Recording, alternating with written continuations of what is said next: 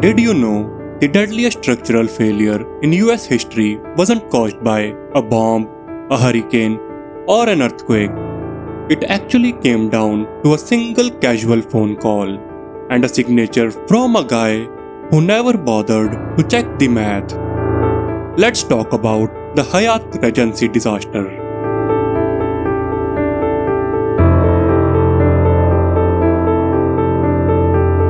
So, picture this. It's July 1981. In Kansas City, there are over 1,600 people partying in the atrium of a beautiful new luxury hotel. High above them, two massive concrete and steel walkways are hanging in the air. Then, out of nowhere, without a single warning crack, the whole thing snaps. 114 people lost their lives and over 200 were seriously hurt. Why did a modern architectural masterpiece suddenly turn into a total nightmare? It all tracks to a tiny microscopic change to a steel rod. Here's the exact story of a completely preventable catastrophe.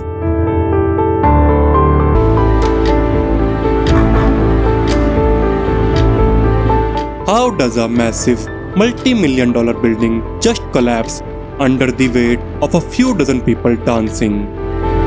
Look, it all starts with the blueprint. See, the original design was perfectly fine. It called for both the second and fourth floor walkways to hang from a single continuous steel rod. It was supposed to run all the way from the roof straight through the top walkway and anchor into the bottom one. That way, each bridge safely carried its own independent weight. Simple, right? But here's the thing.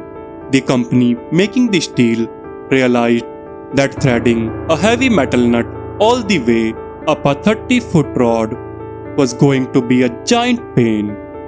It was just annoying and impractical. So they decided to take a shortcut. Instead of one long rod, they cut it into two separate pieces. One rod connected the roof to the fourth floor, and a completely different rod hung the second floor from the fourth floor. Think of it this way. Imagine you are hanging from a rope attached to a high ceiling. Your arms are holding your own weight, and the ceiling supports you. But then a friend comes along and grabs onto your ankles. The ceiling is still holding both of you, but now your arms have to bear your own weight and the entire weight of your friend. That's exactly what cutting the rod did. It forced the connection on the fourth floor to hold the top walkway plus the massive concrete bridge hanging right below it. Just like that, they instantly doubled the load on one tiny connection point.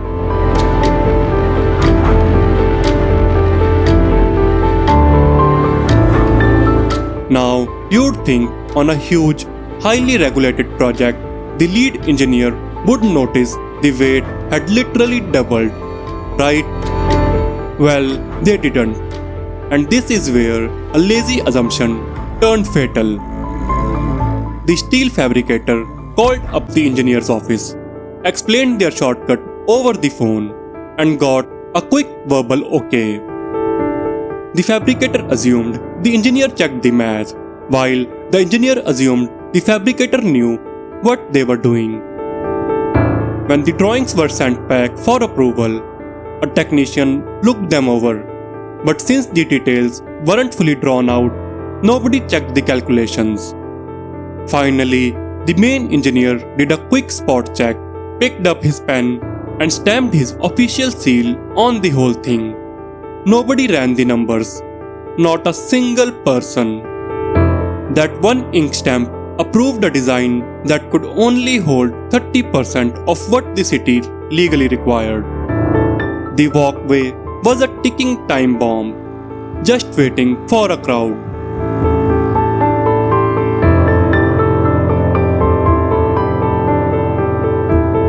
So, what actually happens to steel when 1600 people walk onto a structure that's only at 30% strength.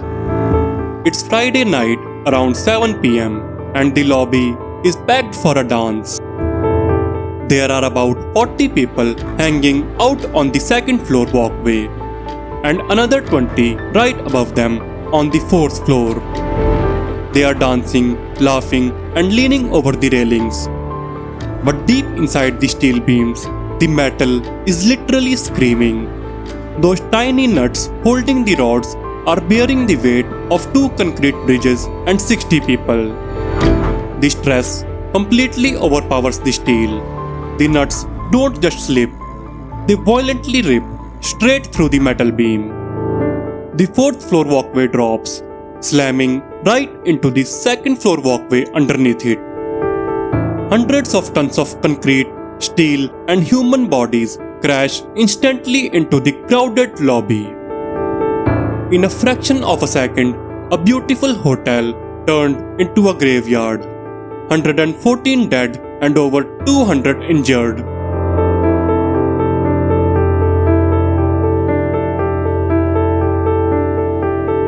So, when a building collapses and kills 114 people because of a phone call, who actually takes the blame? What happened next completely changed the engineering world. An ethics investigation was launched, and the engineer tried to defend himself. He argued he didn't personally draw the flawed shortcut, so it shouldn't be on him. But the committee made something very clear. When you stamp a blueprint with your professional seal, you own every single inch of that building. You are responsible for every bolt, every weld, and every single life walking underneath it. The firm lost its license, and the owner had to pay out $140 million to the families. The engineer was found legally responsible. Look, he didn't mean to hurt anyone. There was no malice, but his signature was the weapon that allowed it to happen. Today, this disaster is the ultimate cautionary tale taught to every engineering student. It's proof that a tiny, undocumented shortcut can become a matter of life and death.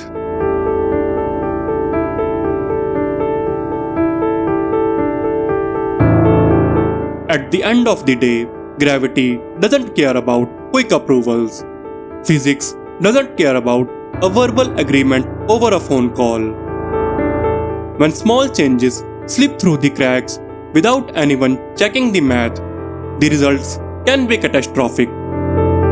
So, let me ask you, do you think the engineer who signed off without checking the numbers should have gone to prison? Or is the whole system of rushed verbal approvals to blame, making him a scapegoat for a broken industry? Let me know what you think in the comments. We will meet in our next video. Until then, stay analytical and stay curious.